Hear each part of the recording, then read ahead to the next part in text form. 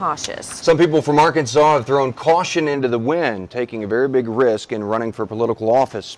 KWA's J.R. Davis has the job of keeping up with all the candidates. He joins us now live in the newsroom with more. J.R.? Matt, today marked the final day a candidate in Arkansas could file for office. But would the final day be like any other day if there were no surprises? I think not. Take a look.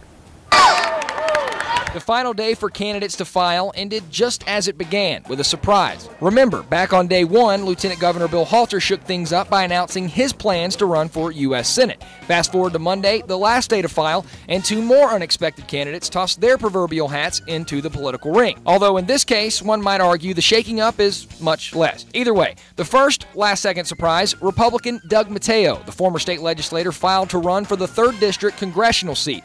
His entry ups the number of GOP candidates in this race to 8, which happens to be the exact same number of Republicans running for the U.S. Senate.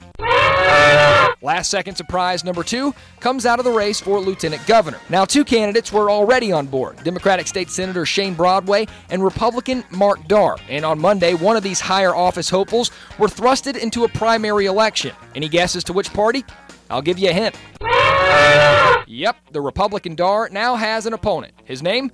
Donnie Copeland. Now, Copeland has no real experience in politics, but he's got plenty from the pulpit. The Central Arkansas resident is the pastor of the Apostolic Church in Little Rock. And I won't stop till the whole world knows. Now to the U.S. Senate race between Blanche and Bill. Ever since Halter's announcement, this particular contest has become one of the hottest in the country. In fact, the two Arkansans were the topic of conversation earlier Monday on CNN's Rick's List. Although the subject had more to do with Lincoln and her new ad than Halter. But trust me, I think the Halter camp is okay with it. This woman has it coming at her from both directions, and it's going to be a very, very difficult fight for her. The liberal who is challenging her raised $1 million in a day. And, you know, that hurts. Now, keep this in mind. No matter what's being said at the moment, a lot can happen in the next 70 days. Although one thing we know for sure won't change are the candidates, which means no more changing minds, no more changing races, no more losing track of who's in or who's out or the random speculation that comes with it.